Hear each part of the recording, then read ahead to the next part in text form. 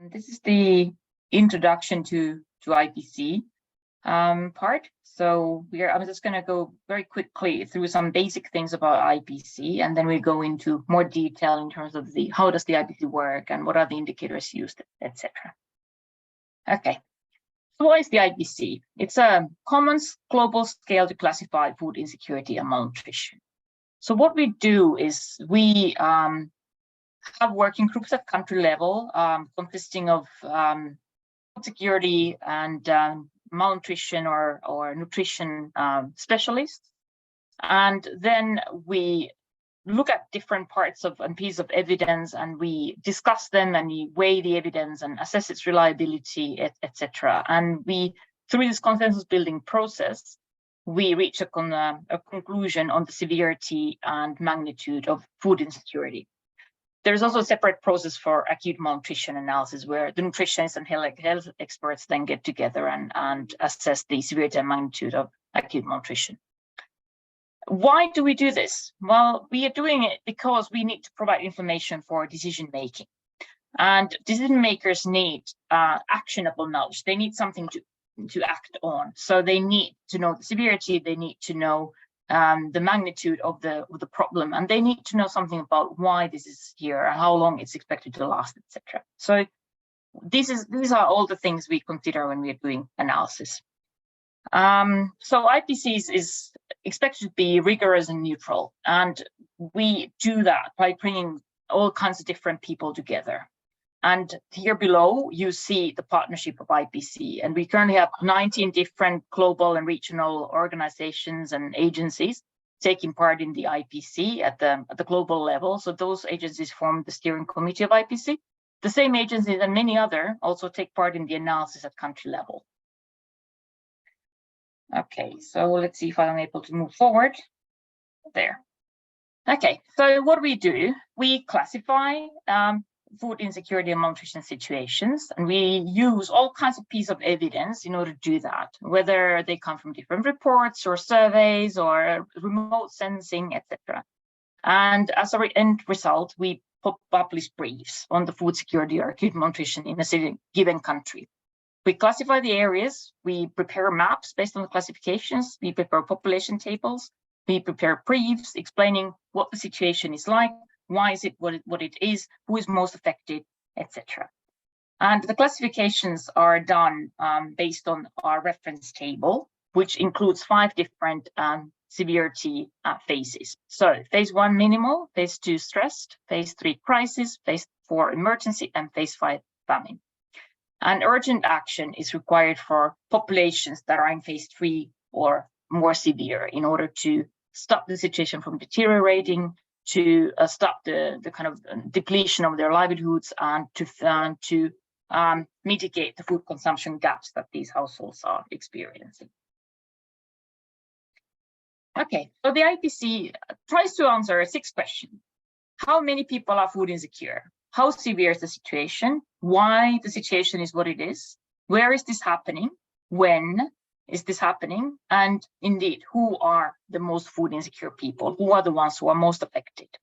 The when relates to our analysis periods. So we typically do current analysis for a certain period, say 3 months, and then we do a projection analysis for another 3 months or so. So this depends on the country and on the seasonality and what they decide to do. But generally, we do current analysis and then projection analysis. Once you do IPC analysis across time in the same country or in different countries, for example, in the same region, you get comparable findings. So you can actually compare the situation from how it is, for example, last year to how it is this year, or you can compare the situation in neighboring countries. Okay, this is the situation in Malawi. This is the situation in Zimbabwe. This is the situation in Zambia. And so you can actually compare the situation also within the same country. You can see, okay, this area is definitely worse off than a neighboring area or another area on the other side of the country. So we provide this information so that decision makers can then target their interventions better. They know that, okay, we need to target especially people in this particular district, whereas this other district has lower priority because the situation there is not as severe. IPC analysis results feed into lots of different kinds of reports and programming. So one of the biggest is the Global Report on Food Crisis, which is this flagship publication, and that really uses the IPC findings. Often also the humanitarian response plan, so the whole GF process, HNOs, HRPs, they use a lot the IPC findings. Flash appeals, different sudden crises, etc. They often make use of IPC findings. Then different IPC partners, for example, WFP, FAO, Oxfam, etc. They use IPC results to inform their own programming. So this is how IPC is informing decision making. And I think I heard a number that about $6 billion annually are allocated, at least partly based on IPC numbers. And most donors say that they use a lot of IPC results. Not only them, of course, they also use lots of different things to base their decisions on, but IPC is one of the biggest kind of information producers for decision-making purposes. Okay, just finally a map. So this is where IPC is present at the moment. So we work in Central Latin America. We actually just did an analysis in Colombia. It's not quite reflected here yet. And Africa is relatively well covered. We occasionally do analysis in Angola as well. The West Africa is actually covered by another entity called Harmonize, who was a partner initiative. So we work together with them, and we also release their results on the IPC website. So you get this joint global view, but they cover 18 countries in Western Africa. And we also work in Asia, especially in places like Afghanistan, Pakistan, Yemen, that are very food insecure. And Bangladesh, you might see a little kind of red thing there. That's an IDP settlement in Cox's Bazar, the Rohingya refugees. We just did analysis there 2 months ago or so. Yeah, so as you see, not all the countries are covered entirely. For example, in Madagascar, we typically do only analysis on the most vulnerable parts on the southern coast of Madagascar. Yeah, so it varies a little bit from one country to another. Also, Uganda, we often do partial analysis, but in many countries, it's always national analysis covering every single area. And we also often do urban analysis besides doing rural analysis. So I guess this was it in terms of the introduction.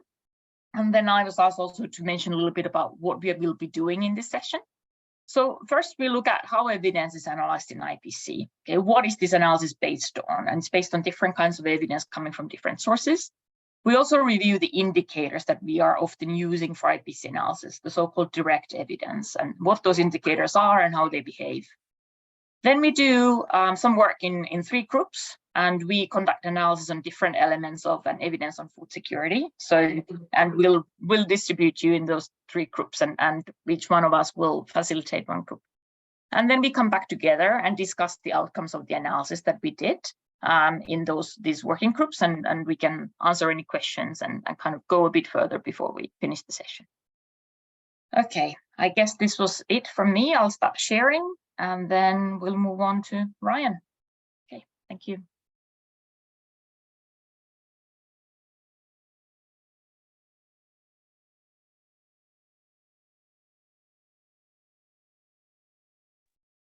Good afternoon. So my name is Ryan Freeman. I work with the Global Support Unit of GSU. I'm currently based out of Switzerland, but very, very happy to be here with everybody today.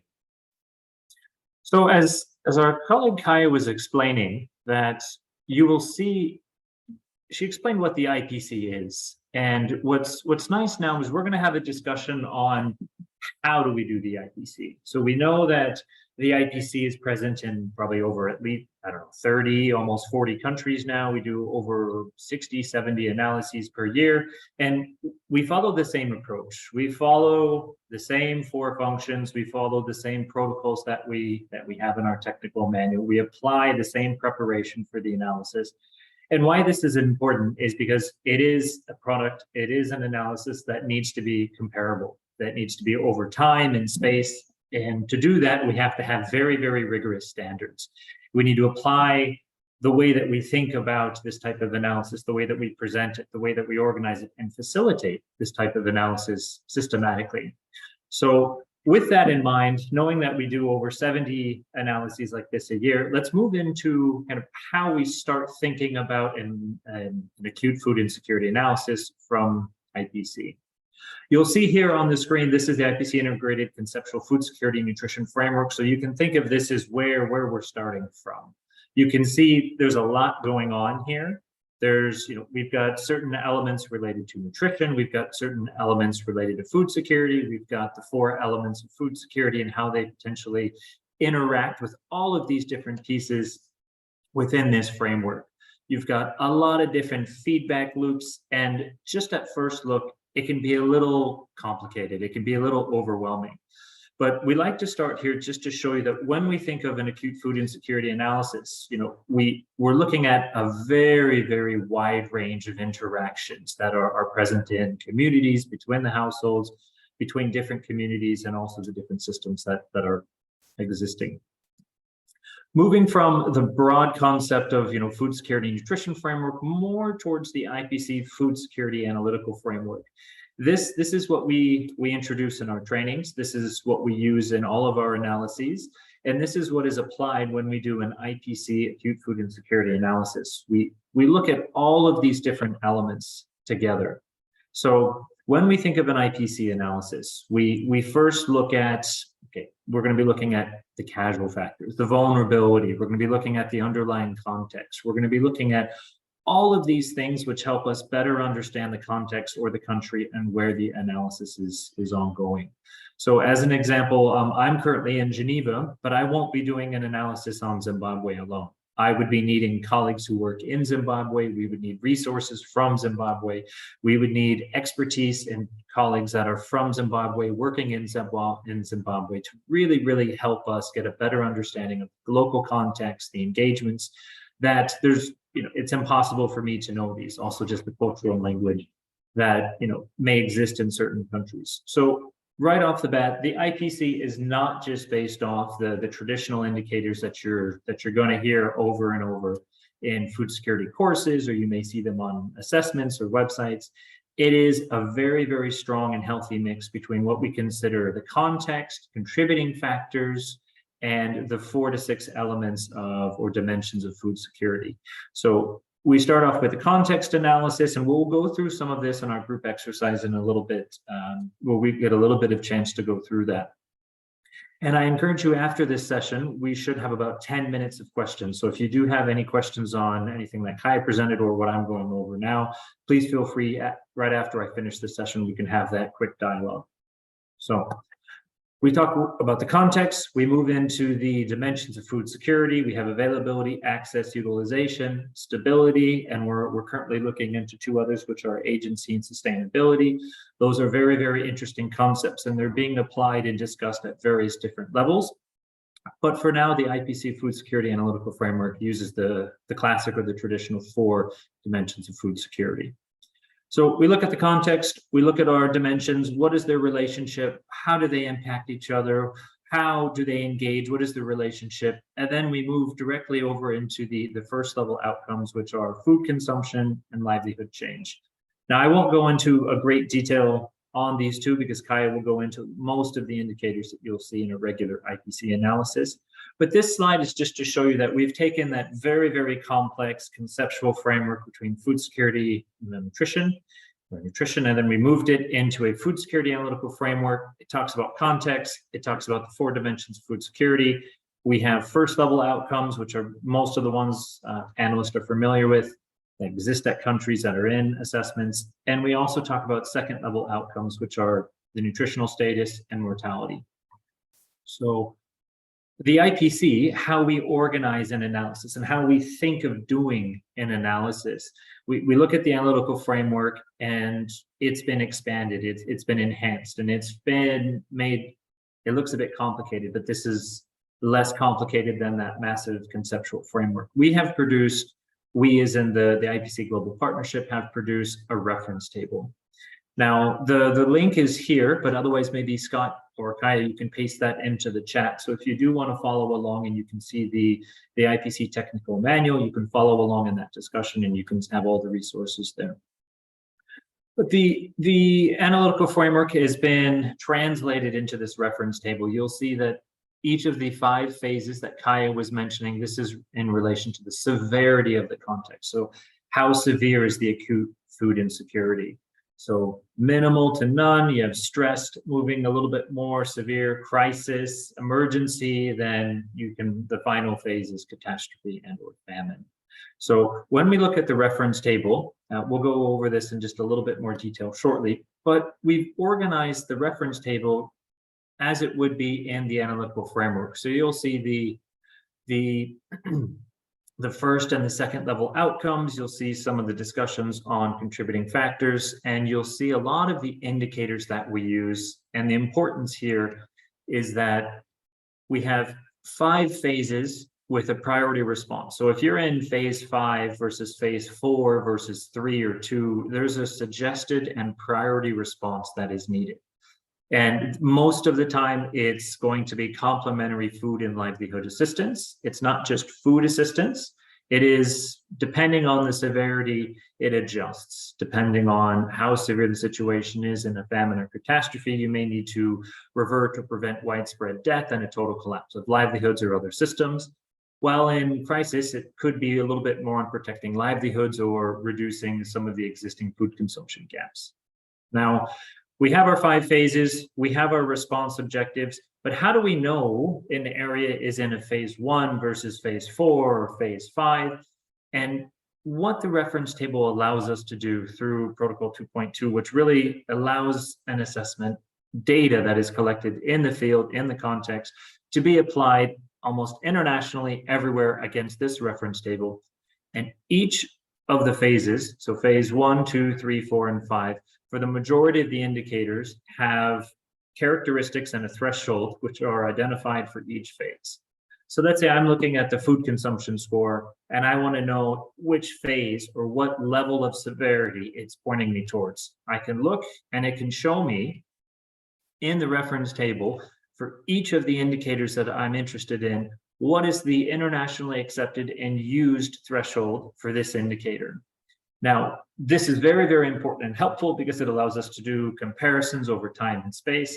It also gives us a very standardized way of talking about indicators and trainings, excuse me, and also a very, very good way to set the, let's say, the scope of work for the analysis. If we all look at IPC phase 3, which is this yellow box, we look at all of these indicators. Let's say I get an assessment. I'm able to look at each of those indicators and right off the bat say, which level of severity is that indicator suggesting along the IPC framework? So the IPC reference table. Through the analytical framework, does it suggest that this indicator is in more of a stress, more of a crisis, or more of a severe situation?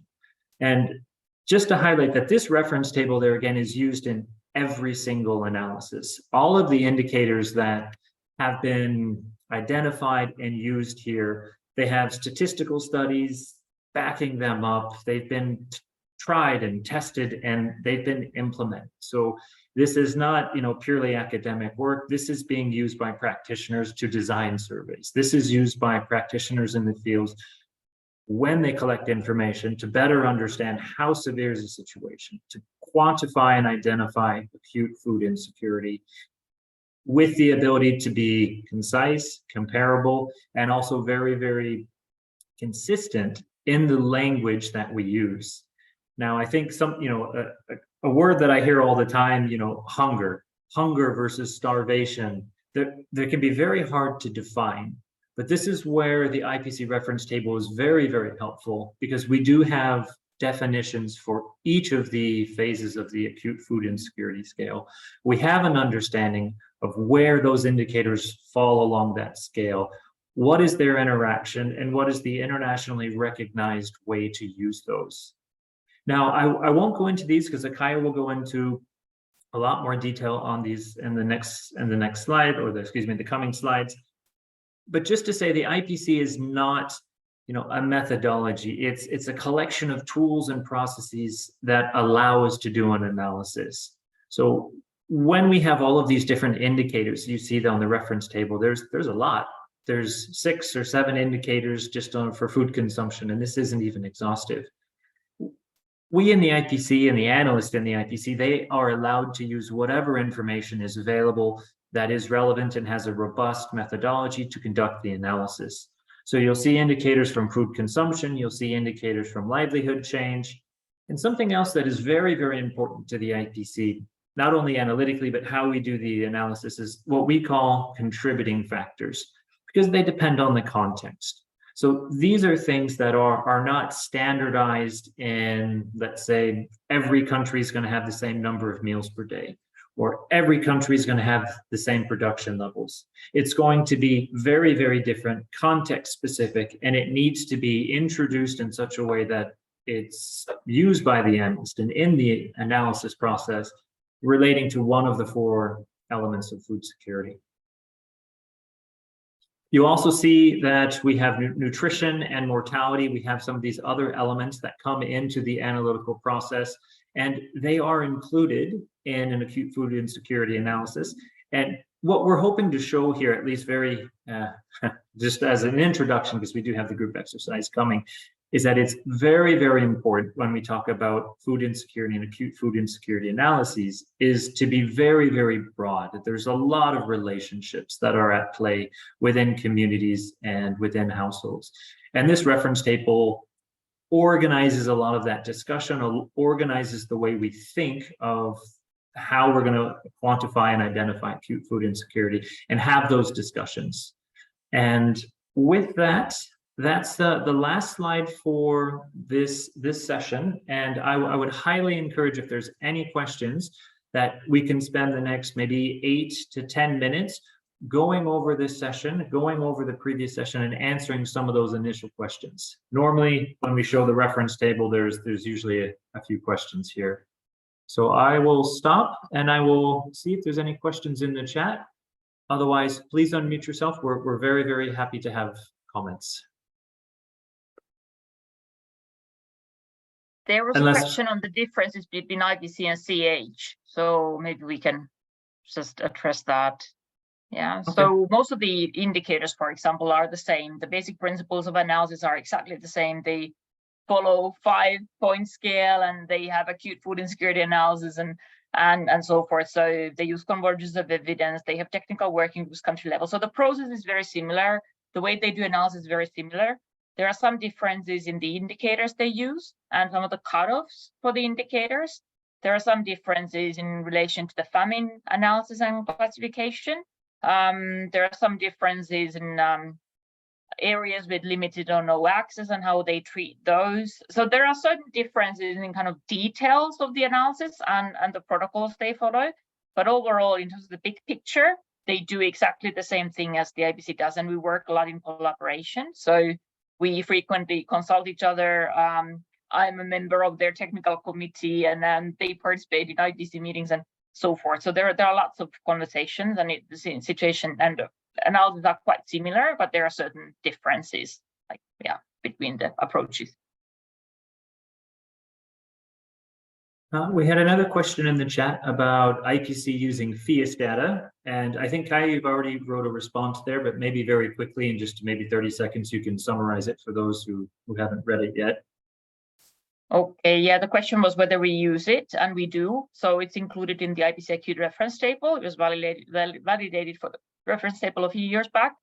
The thing with FIAS, though, is that quite often data collection happens at admin 1 level through FAO efforts, and this is not the usual level of doing IPC analysis. So hence we don't have it all that often in the analysis, but when we do have it, we use it. So this is just the thing with FIAS, and it requires a bit of special capacity to run the analysis of FIAS. So this is not your usual an indicator to analyze. So that's maybe another complication. You need like someone who actually knows how to run the FIAS analysis in order to make use of those findings. But yeah, we're getting there little by little. And now FAO has developed an online tool where you can kind of run the analysis quite easily. So hopefully that will also increase the availability of data in the future. Thank you, Kai. There's another question that we have in the chat, and it's who is collecting and mostly financing this anthropometric or other types of data that we have that we've also presented here? So the HDDS, the food consumption score, other indicators. And it does depend on the countries, but largely you will have humanitarian or development organizations or agencies through the UN or national government, non-governmental organizations, in addition to governments themselves. Most of the time, you're going to be having field level actors do the actual data collection. You need the partners in the field if it's going to be face-to-face or other modalities. If it's going to be done in, let's say, remote via computer-assisted telephone interviews, you could have those being done outside of the country, while you could be collecting information from a population anywhere within the country. In terms of financing, for the most part, this can come from the resource partners, so large government or, let's say, multilateral government initiatives which fund humanitarian and development work, but also governments themselves. Government ministries and other entities are very interested in a lot of this information because it helps them as designed. This is why the IPC is designed this way, to inform decision making. So those decision makers, whether they're in country for development or humanitarian interventions or abroad for other types of interventions, are very, very interested. So most of the time they also support and finance these types of data collection initiatives.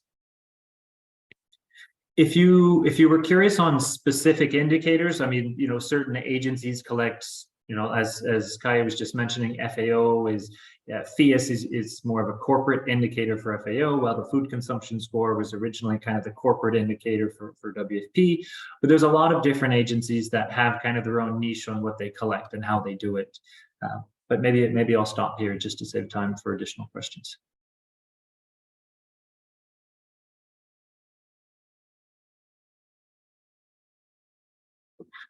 All right. Well, Kai, I don't see any hands up or additional questions, so maybe over to you. Sure. Okay, let me then share my screen again. Algorithm kanan.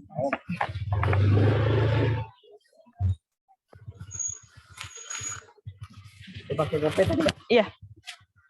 Kasih ya. I hope you can see the presentation. Okay. All right, so talking a bit more about the IPC indicators that Ryan has kind of briefly mentioned, and indeed starting from the reference table, because that's where you find them. And what the reference table includes is so-called direct evidence. So direct in a sense that we think that these pieces of evidence inform us on those outcomes that we are trying to analyze. So food consumption, livelihood change, nutrition, and mortality. In this presentation, I'm really looking at food consumption and livelihood change, because nutrition and mortality don't feature so strongly in the acute food insecurity analysis.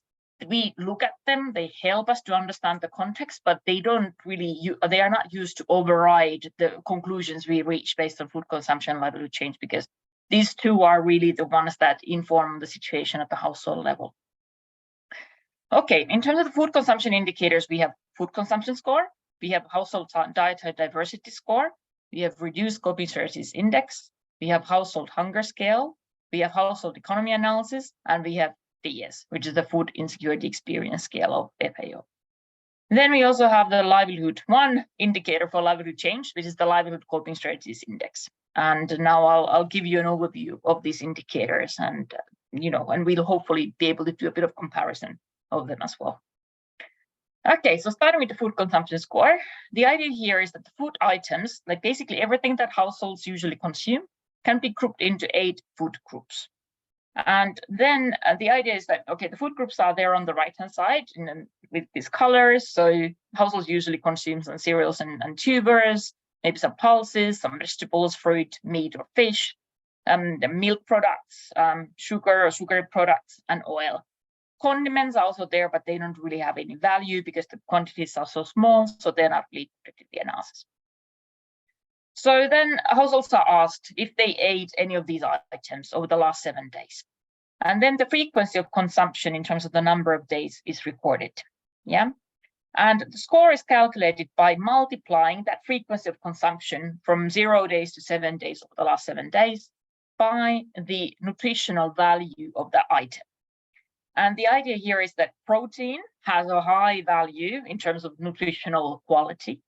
And whereas things like vegetables have a low value because they contain very little in terms of kilocalories, etc. So this is really the understanding that is applied, and then these two values are multiplied to get to a score. And the score for each household can range from 0 to 112. And the cutoffs that are typically applied, the WFP, which is the WFP corporate indicator I have developed, is that if your score is something between 0 and 28, that you have poor food consumption. If the score is between 28.5 to 42, you have borderline food consumption. And if the score is higher than 42, you have acceptable food consumption. And if you look at this, you can see, for example, that if you eat, say, maize and vegetables every single day, you get 14 for that maize consumption, and 14 in terms of points, and you get 7 for your vegetable consumption. And that means that you have a score of 21. And that means that you have poor food consumption, right? Okay, so these cutoffs are slightly different from one country to another, depending on how high the sugar and oil consumption is. So in some countries, the cutoffs go from 0 to 21, and then onwards. In other countries, they go to 0 to 28 if there's a lot of sugar and oil consumption, which is quite frequent in many countries where IPC works. So these cutoffs can be adjusted based on the sugar and oil consumption. But in any case, this is kind of how the analysis is done. Then moving on to the household dietary diversity score. So HDDS is considered as a proxy measure of household food access. So depending on the amount of different kinds of food items that households consume over the last day, you can kind of make educated guesses about how good their access to varied diet is. And the understanding here is that the higher the diet diversification, the higher the health status of that household as well. So, and more diversified diet correlates with caloric and protein adequacy and percent of protein from animal sources, and of course also household income. The food items, as per HDDS, are grouped into 12 standard food groups. So as you saw in the food consumption score, we have 8 groups. Now with HDDS, we have 12 groups. So this is now varies. And here, for example, cereal and roots and tubers are separated. In HDD, in a food consumption score, they are together. Here also, the different types of protein are separated between meat and eggs and fish, whereas in the food consumption score, they are put together. And then indeed, the households are asked if how many food groups they consume over the last 24 hours. And then every household gets a score between 0 and 12, depending on how many food groups they consume. So this is a relatively simple indicator to calculate. Reduced coping strategies index. So this was developed originally by WFP and CARE, and it's rather commonly collected also because it's relatively simple. You only have 5 questions. So this is quite easy to collect, and this is also commonly collected in remote surveys. So even if you're just calling somebody by phone, this module takes so little time that is often included in all these remote surveys. And the focus here really is on food coping. So what kind of strategies in relation to food households employ when they don't have enough to eat or they don't have money to buy enough food? And the frequency, there are 5 questions on the frequency of food coping, and the recall period is 7 days, so the last week. And the questions range from relying on less preferred and expensive foods to restriction consumption by adults in order for small children to eat. And as you can see, there's a universal severity weight, and this means that across different contexts, it is kind of considered less severe to, for example, limit portion size at meal times than to borrow food from a friend or relative, etc. So there are these universal severity weights that are applied. So again, the score is calculated by the number of days that this behavior was observed, and multiplying that with the universal severity weight to get to a score. And then these scores are used in IPC analysis. Okay, and we have 3 categories for RCSI. Okay, then moving on to the household hunger scale. This is another kind of coping, more or less experience-based indicators, just like the RCSI, kind of looking at what households do when they can't meet their food needs, right? And how often does that happen? Right, so it's a food deprivation scale and informs on lack of food and looks really at food quantity, if people are able to eat or not. These 3 questions have been validated for cross-cultural use, by Fanta. And it's basically based on 3 questions. So the RCSI is relatively simple, 5 questions. Our HHS is maybe in some ways even more simple because there's 3 questions, but it also then has the frequency options following the behavior questions. And the answers are recorded as no, yes, and if yes, then they ask how often did this happen over the past 4 weeks or 30 days, and households can answer rarely, sometimes or often, etc. But then once the survey has been completed and the analysis happens, what is done is that the rarely and sometimes responses are combined and get a score of 1, and then the often gets a score of 2. So given that you have only 3 questions and their frequencies, the score that you can ultimately have for HHS ranges from 0 if you have not engaged in any of this behavior, or the maximum is 6 if you did often all these 3 things over the last 4 weeks or 30 days. And then we have the cutoffs for HHS in the reference table, distributing the entire population from phase 1 to phase 5. All right, household economy analysis. So HEA is a bit of a complex thing, and maybe quite a few of you are familiar with this if you're based or work in Southern Africa, because this is where we have quite a lot of HEA data. So it's a livelihood-based framework, and it looks at the households' livelihoods, their assets, their shocks, and the coping capacity of households. And this is a very kind of condensed version now of HEA that I'm presenting here. But there are all kinds of different HEA products. So what you quite often get, or what you often see, is the livelihood zone maps. And that's a very common product out of HEA. So getting these maps of different livelihood zones and their characterizations. Then based on those livelihood zoning, etc., or rather the livelihood zoning is based on the baseline surveys that are conducted. Quite often HEA is run and done by Save the Children. This is really something that they have been focusing a lot of time on. Also Fusion is working on HEA. So there are baselines, and then if you don't have enough time or resources to conduct full baselines, you can also do rapid baselines. And then there are analyses that you do based on these livelihood zones and that baseline information. So you run a so-called outcome analysis, right? So basically you look at your baselines and all the information on contributing factors that you have, for example, prices or shocks or production that are more recent or applicable to this current period. And then you plug this data into your HEA information and you kind of run analysis on different gaps that the households might be facing. And if they have gaps, if the households have gaps, they can have 2 kinds of gaps. So they can have either livelihood protection gaps. So that means that they can meet their food needs, but they cannot invest in livelihoods. So for example, they can't buy improved seeds or they can't buy fertilizers. If they have survival gaps, that means that they obviously cannot invest in their livelihoods, but they also cannot meet all their food needs. And these are the 2 types of kind of gaps or thresholds that we're always looking at with HEA data. And then depending on the size of those gaps, etc., we distribute the households into the different phases and then use that information in IPC analysis. But yeah, usually in IPC countries, we get HEA information usually only for Southern African countries where HEA is regularly applied. Then finally on the FIES. So FIES consists of 8 questions that are there on the right-hand side, and it's also an experience-based indicator. And so looking at severity of food insecurity from mild or no food insecurity all the way to severe, and the scale is below. And what is interesting about FIES is that it looks at quality and quantity of food consumption, but it also looks at psychosocial social elements such as anxiety regarding ability to procure food. So do people worry about running out of food?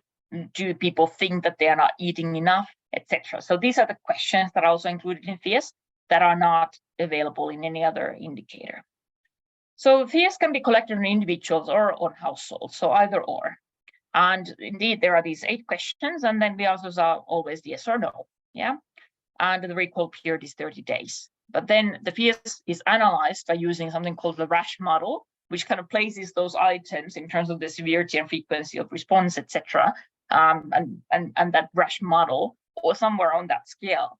And that then defines ultimately how many people are in which phase, depending on their answers. And how do they answer? Do they, for example, answer yes to the first 3 questions and no to the rest? Or they answer yes somewhere here and then no and yes again to the most severe questions? And that then has an impact on how and where that household is placed on the scale. So yeah, it's a kind of very interesting analysis, and not everyone can do it, but luckily now FAO is trying to make that more available for people to run the FIES. Okay, so what should we keep in mind when we're using the food consumption indicators? So food consumption score and HDDS, so household diversity score, they assess what households eat. Okay, did you eat this item over the last 7 days? Did you eat this item over the last 24 hours? So they really focus on what households consume, yeah? And then the RCSI and HSS and FIES, they assess the difficulties that households face when they're accessing food, right? So it's a different aspect of food insecurity. And they measure kind of different things. It's one thing to ask about what did you consume, and then it's the other thing to ask, okay, what kind of difficulties did you experience in trying to get that food to eat? And for example, the RCSI is quite useful in the early stages of a crisis when people are starting to cut, for example, the number of meals they consume or the portion sizes. But it's not very helpful later in the crisis when it's not really realistic anymore to further reduce your food consumption. For example, if a household normally consumes 2 meals a day and they have reduced the consumption to 1 meal a day, they can't really reduce it any further, right? So there are certain things that are just not realistic in terms of coping later on in a crisis. So hence RCS is usually helpful in forming monitoring systems and kind of looking at fluctuations, for example, seasonally or when a crisis hits an area, whereas it's no longer that useful when the crisis has been ongoing for months or even for years. So HS questions, however, are rather severe, and they measure lack of food, like really those situations when the households don't have any food to eat in their household. And in normal situations or early on in crisis, the HHS just doesn't really reveal much. Like the scores are very low, and most of the people are like, don't have to engage in these behaviors of not eating the whole day or night or going to bed hungry. It just doesn't happen because you are not in that kind of a crisis. But HHS is most helpful in severe situations where people are really facing a kind of very concrete lack of food. And it's actually one of the few indicators that help us to analyze if there should be any populations in phase 5, which is the most severe phase, reflecting a catastrophe or even a famine situation if it's widespread in the area. So you can use these indicators in different ways. Yeah, they all reveal something about food insecurity, but not one indicator ever tells you the true story or the whole story about what's happening. So you need this convergence of different indicators to understand, okay, so these households are eating this, but they're also facing these problems, or they're only eating 2 or 3 food groups, meaning their access is quite limited, but they're still eating something. And yeah, so it's all very contextual, and you need to understand the context very well in order to make sense of all this piece of evidence that you have. Okay, then moving on to the livelihood coping. So this is indeed the only indicator we have for livelihood change in the reference table. And these livelihood coping strategies are the strategies that households use when they can't sufficiently access food or they don't have enough income to purchase food. And there are 3 types of strategies. So there's a stress, crisis, and emergency strategies. And when the agencies are collecting livelihood coping strategies index, they're expected to select always 10 strategies. So 4 stress, 3 crisis, and 3 emergency strategies. And then it's kind of analyzed based on what is the most severe strategy that the household uses, and then the household is placed in that category. But there's stress, crisis, or emergency, or not using any livelihood coping strategies, which means that they are pretty fine. Okay, so here is an example table. It doesn't include everything. There are like 18 kind of coping strategies in a master list that is available in WFP guidance. And here is just an example of the stress and crisis strategies. And then the agencies and the countries are expected to select the most appropriate strategies for their context. And they can also then revise the severity category of a given strategy. Yeah, so for example, maybe in some place, purchasing food on credit or borrowing food is actually considered more of a crisis strategy than as a stress strategy. So you can then treat it as such. But then this work should be really done at country level together with, say, focus group discussion and so forth to really contextualize these strategies and see what they reveal of the situation at household level. The emergency strategies that are not, there are no examples here, but you typically are very severe strategies. For example, selling your house or land. There's very little to return to when you do that, or begging. That really means that you're begging for money or food from strangers. And that's usually a very severe coping strategy that is not just used, at a spur of a moment. Another severe emergency strategy is whole household migrating. And that typically happens when there is nothing left in their place of origin. So they don't have any more livelihoods left, there's no food, and the whole household just migrates. So these are some of the emergency strategies that luckily are not used very often, right? But that are there to see if the situation is severe enough that some households should be placed in these kinds of emergency categories. Okay, so I think this was the end of this presentation. And I guess we are moving on with the next. Kyla, we have a few questions in the chat, it looks like. Okay.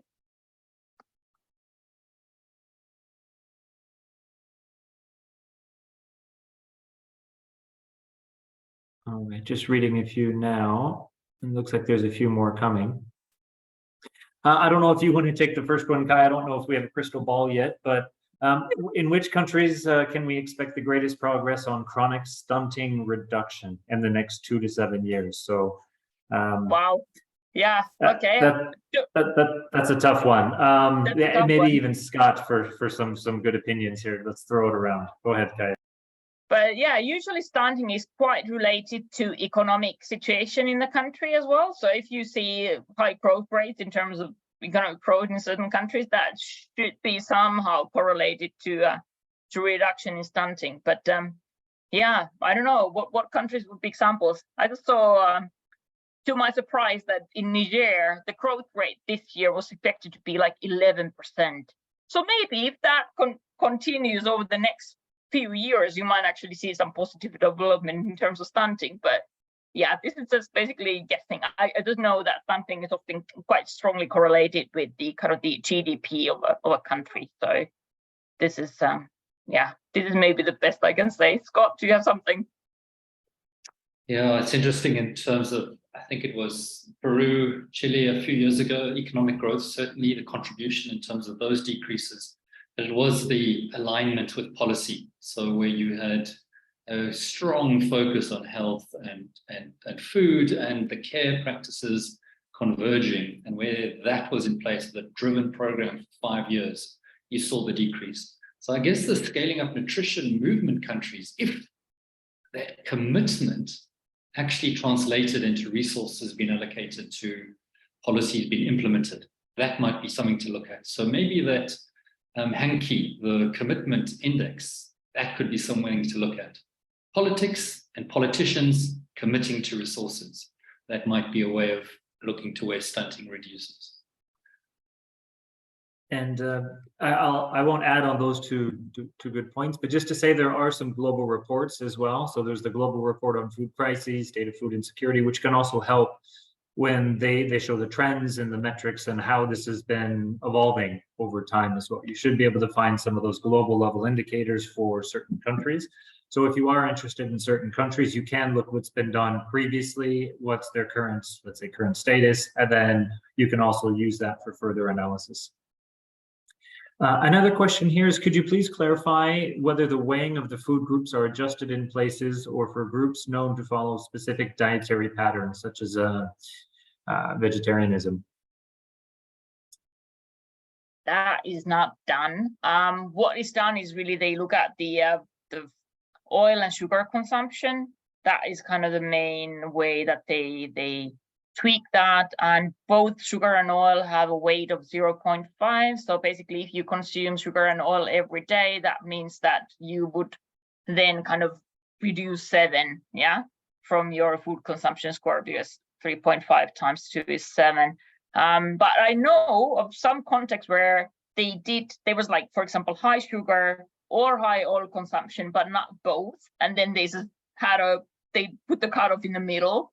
So yeah, so that there are different tweaks that are done sometimes, but it's mainly based on sugar and oil consumption. It's not really based on vegetarianism, also because the protein content, if the household eats pulses, yeah, so they get like protein from whatever peas or beans, that's considered just as good as getting protein from meat, yeah. So in terms of like that weight given to the protein, yeah, so it doesn't matter as such, you know, even if you're vegetarian. Yeah, with milk it might, but milk consumption in the normal IPC countries is usually not that high anyway, with the exception of the pastoral areas. Yeah, so right, but yeah, so I don't think there is any change. Actually, there's another question on the weights and how they're determined. It would need to ask WFP how they did that, but I know the person who developed the food consumption score in WFP, and he's a nutritionist. So they actually really looked at the nutritional value, and protein was the kind of the star, right, that they were looking into, and the protein content in the food. Then I think they also kind of looked at the quantity in terms of the kilocalories, how many kilocalories does a certain food item of consumption or certain food item bring. And you know that it's the kilocalories that we often look into in terms of the food gaps, right? So it's more difficult to assess the quality food gaps, but it's a bit easier to assess the quantity food gaps and whether households are actually meeting the 21 kilocalorie per day consumption kind of cutoff or not. In terms of the food groups as well, what I think I've seen a few countries do as well is they follow more the trend. So they say, if this is a particular area that has, you know, a monoculture diet, or they only eat so many things regularly as part of the regular diet, then they may look at the difference in the number of days that they're having, or there may be a question to try to capture something a bit more on the quantity of food versus just how many days are you eating this same diet, or what is the challenge that you have accessing your normal diet. So even if that indicator is only going to show you, you know, those weights, there's other contextual information that we've seen in analyses which can help you better identify some of these things. And one of them was number of days that you were eating this from before. So if you were eating this diet 7 days a week and now you're eating it 5 days a week, that's a dramatic shift. So what happened to move you from 7 days of consumption to 5 days of consumption? And on the weights, I think, as Kaya mentioned, from memory, it's been a while since I've read that long document a long time ago, but it was also about the quantity of that food that would be needed to provide the sufficient, let's say, benefits. So we've had a lot of questions on fruit, and why is fruit one? Well, one apple versus a bushel of apples, or one cherry versus a bag of cherries, or how often would you have to eat that same fruit to get those required benefits versus if you have 100 grams of meat. And I think it was not only the frequency, but the amount that would be required to provide the, let's say, intended benefits, which also adjusted some of the weighing. But as you say, that's from memory. There is a document there from WFP. Looking at other questions. There's a few questions or just maybe some comments on the IPC online course. It is very interesting. We've heard, a lot of different countries, they use it in multiple languages. It is available. It's available to everyone, even if you are an IPC practitioner or not. Maybe Kaya, we could just drop that in the chat. So if anyone is interested, they can find that there. Otherwise, let's see. I think that's, oh, sorry, one last question, it looks like. Thanks very much for clarifying. It looked like pulses had a lower weighting than animal source protein, though. Yeah, and I think some of these indicators, when they were developed, I think it was, looking at the quantity of an animal source and the intended benefits that could provide from the macro and micronutrients versus a pulse. So there's other aspects I think that were there, but there again, I'm not from WP. I didn't develop this indicator, so it's only from memory from reading that technical document. But any other questions before we move into the group work, or maybe Scott or Kaya, if you have any additional comments? Yeah, there is actually this one on the household food insecurity access scale. And maybe just, okay, it doesn't, it's not entirely clear what this was relating to, maybe the HHS, because the HHS is actually a kind of subset of the questions from the HFIAS. And what happened with that was that they did this validation study across different contexts to look into how well the different questions of the scale perform and if they can actually be applied cross-culturally. And the finding was that only the 3 last questions of the HFIAS actually worked cross-culturally.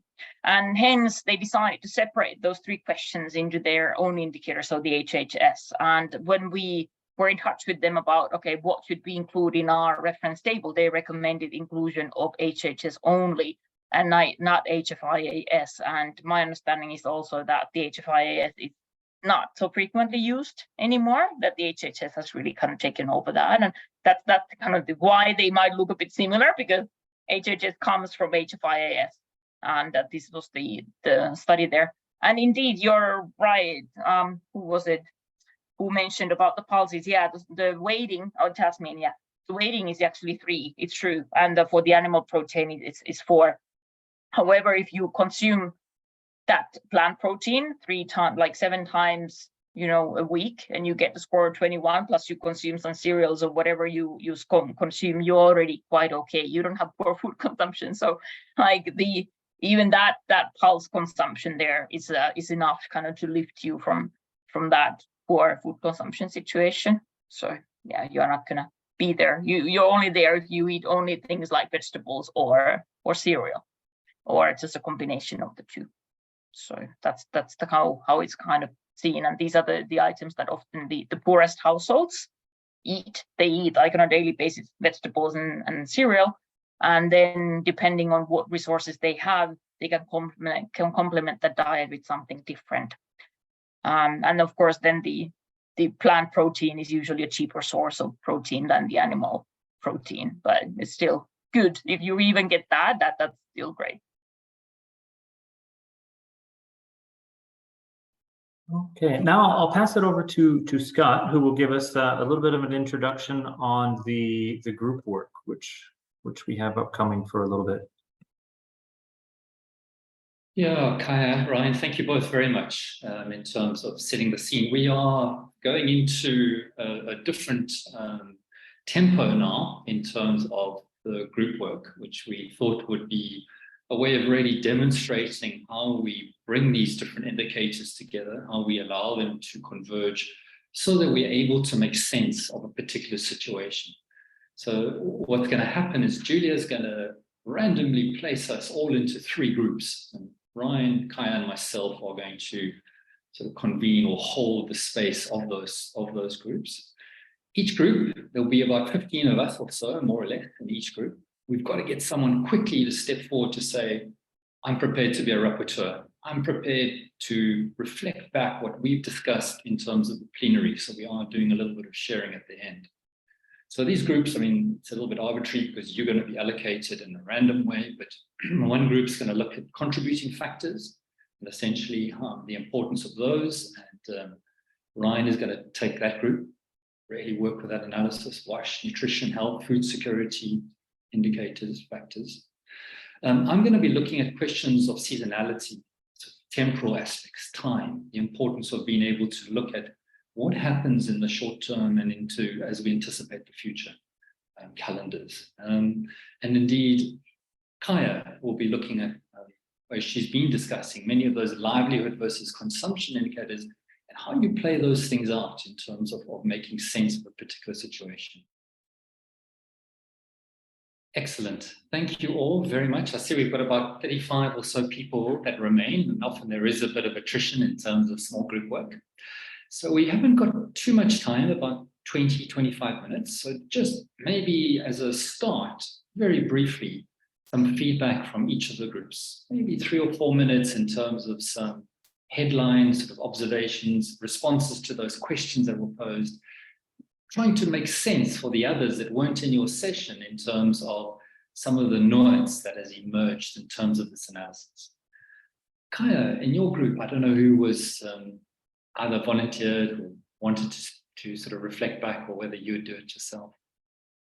Yeah, I kind of probably take some notes, but I'm hoping that the team members will complement. So usually like maybe Ani or Priyanka or someone or Silver would be able to step in a bit. But yeah, so we looked at the data and we looked at, so there were 2 surveys, and the 2 surveys provided quite different findings for the different indicators. And so we had some conversation about that, but it's also a bit complicated because we weren't there when the data was collected, right? And we don't really know much about sampling or anything else. Like, so it was complicated to make sense of some of the evidence, and that just kind of underlines the importance of being there in the country and having this conversation with the analysts who know the context and are able to explain some of these things. And we of course did not have that luxury. We just had that evidence and we had to kind of make sense of the situation based on the evidence.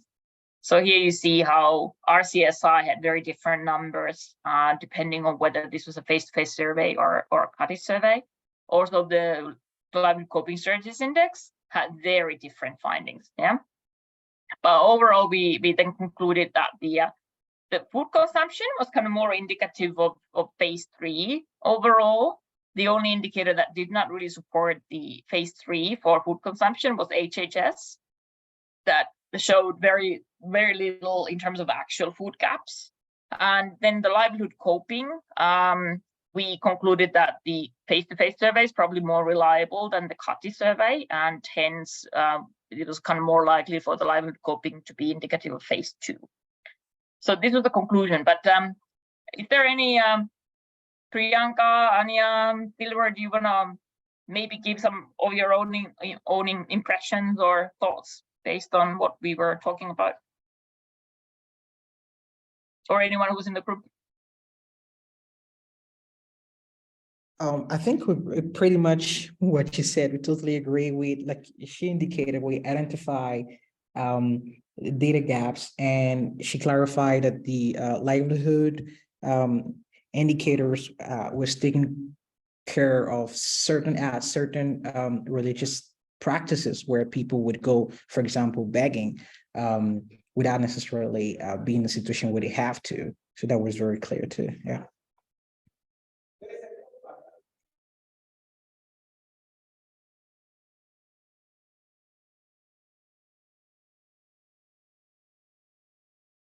Maybe if you go to the next slide, we can look at the livelihood. Yeah, so this is where we spent the last part of the time. So you see here the reduced health and education expenditures had the highest amount of yes responses. And that was basically driving that kind of crisis level livelihood coping. And then we had a bit of conversation about this, like, okay, are people really reducing these expenditures because they are facing food gaps, or they are just reducing these expenditures because they can't afford them, right? They are spending money also on other things, and there's a health crisis in this area as there is, right? And the public health system has basically collapsed. So yeah, so we had that conversation, but again, it's would be easier to have this conversation with the analysts in the country, right?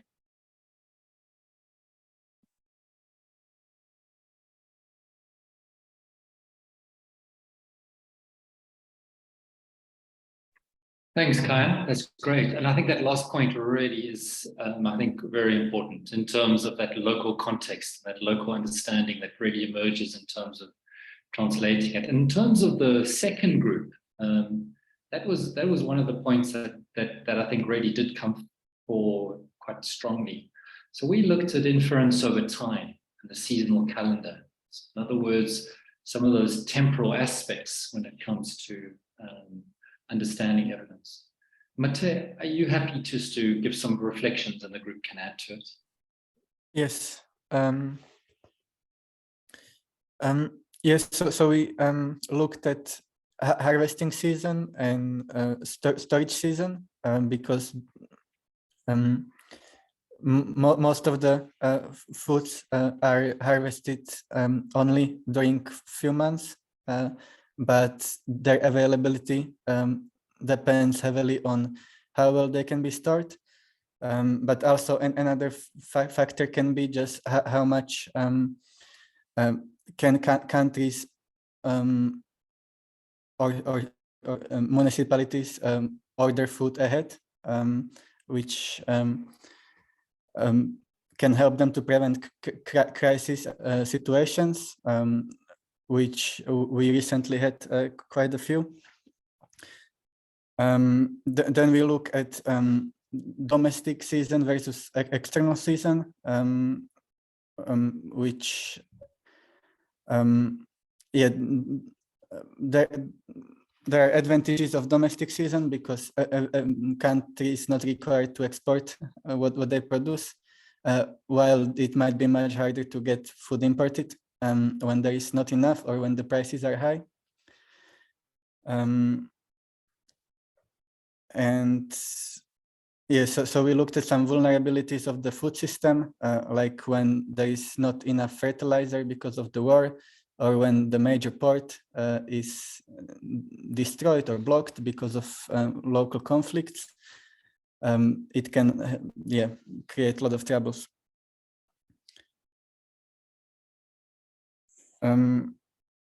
Yeah, and we also looked at whether seasonality is only problem of rural areas or it's also a problem of urban areas. And I think we agreed that its influence is felt everywhere,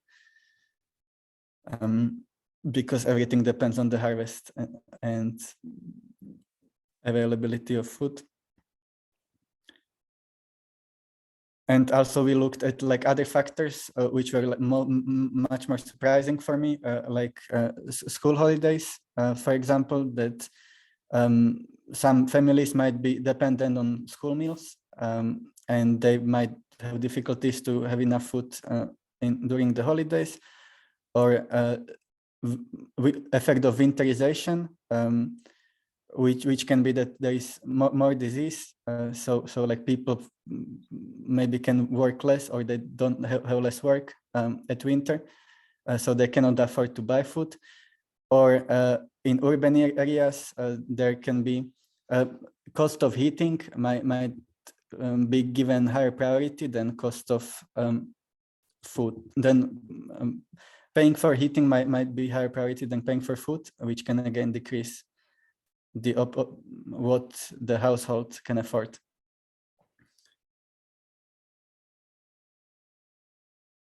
Yeah, that's excellent, Mate. Thank you so much. I think that's really interesting. Your point is really striking, yet you were surprised. And I think that's really important as an analyst, to be continuously seeking to be surprised as you interpret and really weigh up evidence in terms of making sense of a particular place, but also as you're anticipating the future. And I think this particular argument that we looked at here was very important in terms of also anticipating the future, understanding seasons, understanding the temporal dimensions, so that we're able to look ahead. The hunger season is not just about production, harvesting, preparing land and soil, but it is also about things like, as a household able to, in an urban context, what are the other pressures on that household for survival and livelihoods, and how are those offset in terms of purchase? Are we looking at things like food prices over time? Are we thinking even about food preferences? Do we understand how choices are made in that urban context over a period of time, and so on and so forth? And so I think that was what was really striking in terms of our conversation. So thank you for that. Ryan, over to you in terms of the last group. I may kindly request maybe Elena or Yasmin, my most frequent questions or commentators, maybe if they would like to start, and if not, then I can get started. I can start and maybe Yasmin can jump in if they want to add. We talked about a country, we looked at these data from a country right after the war between Russia and Ukraine began. And it's a place where cereals make up a good portion of the diet, and the vast majority of cereals are imported mostly from Russia and Ukraine. So that was posing a food security challenge as the war started, and those countries might not be exporting as many cereals. We saw that because of this, inflation was increasing, and especially food inflation compared to all of the other goods was a concern, indicating that people were having a lot of trouble affording food. We also looked at some other information about the country. For example, there were a good number of people without access to electricity, which could influence their ability to, say, prepare food in the household. And there were a lot of households with members suffering from chronic diseases. And a lot of households were having trouble accessing healthcare and related expenses.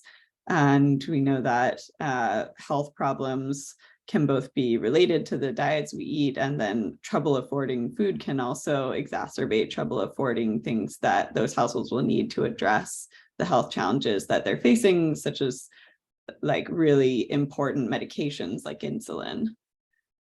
So maybe I'll see, does anyone else in the group want to add anything?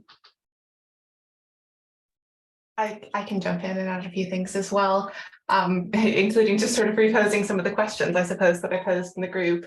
I think one of the things that was really helpful was thinking about some of these aggregate level indicators, thinking about dependency on imports and price inflation really highlights the potential for food prices to be increasing and creating real problems at the household level.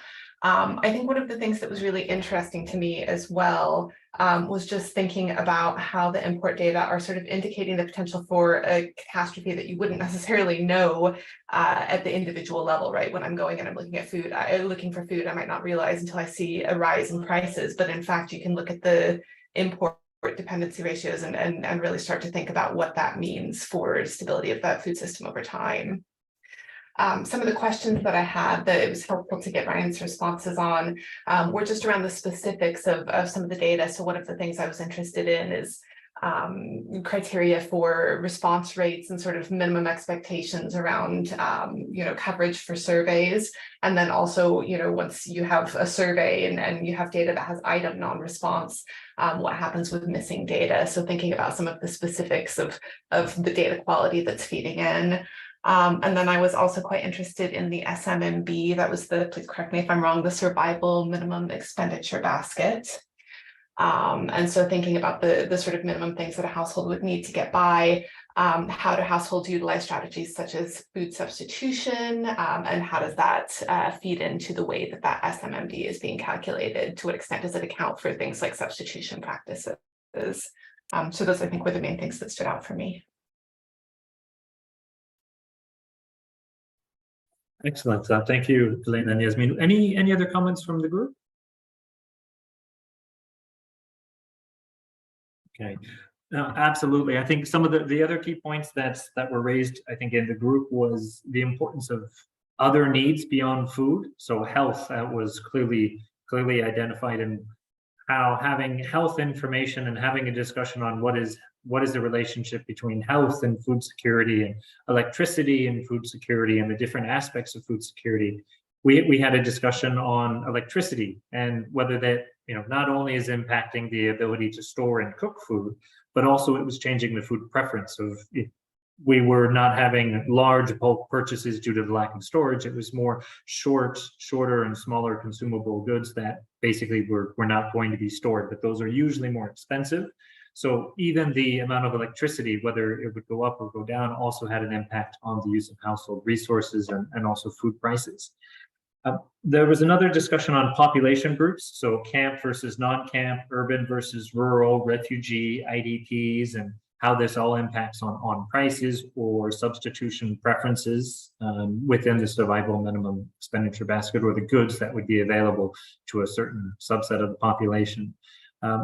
We also talked a little bit about how protection and wash and other types of information, which may not be, under the normal umbrella of food security analysis, are very, very important, especially in this context. We see health and nutrition coming together with food security. We see wash and sanitation coming together. And in the context of refugees and camp and non-camp settings, we saw protection elements that were also coming in.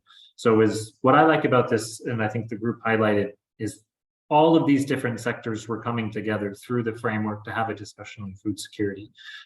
But I'll stop there. Over to you, Scott. Thank you so much, Ryan, Kaya, and indeed colleagues, just in terms of the participation in the small groups. And I think it's been very rich in terms of the discussion and the sharing of views. And as our group warmed up, so it was interesting in terms of, I think, making sense together of the evidence, which is really important. So we're working towards the end, the last 5 minutes of this particular learning lab. And I just wondered, Kaya or Ryan, if you had any final reflections before we just open up for a final set of questions and then a quick survey. Otherwise, just a big thank you to all the participants. It's always nice to hear different voices, different experiences, and we have done several ANH events before, and they always have a slightly different format. So thank you for your participation and feedback. It's always a very useful exercise for us also to learn from.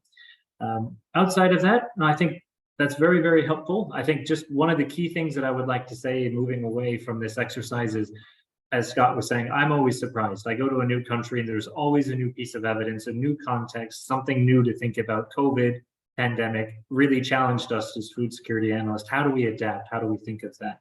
The Russia-Ukraine war, how do we incorporate those, those impacts from that into this context? If we're working in an urban versus a rural context or the peri-urban context, what do I need to be thinking about in terms of acute food insecurity? So I think the discussion today highlighted a lot of that flexibility that, and the willingness of food security analysts all over to keep up to date and try to make sure that we're helping those communities. But otherwise, thank you again. Over to you, Scott. Thanks, Ryan. Kaya?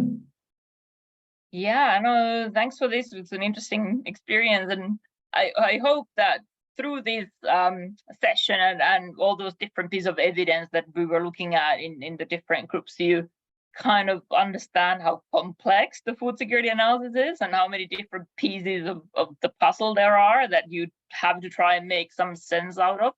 And so all of this, like all this examination of data and the reliability of the data and how it was collected and what's there and what is this piece of evidence telling us and whatnot, it all culminates in that classification and population estimate process that that we then produce in or release in our briefs for decision makers. And really you need this consensus building process in order to get there. So because it's a lot about understanding the context and how these different pieces actually fit together. And we didn't quite, do that whole process here, but at least we showed you the elements and the kind of the things that we go through when we are doing the analysis. And I hope that also was helpful for you to understand better how IPC works.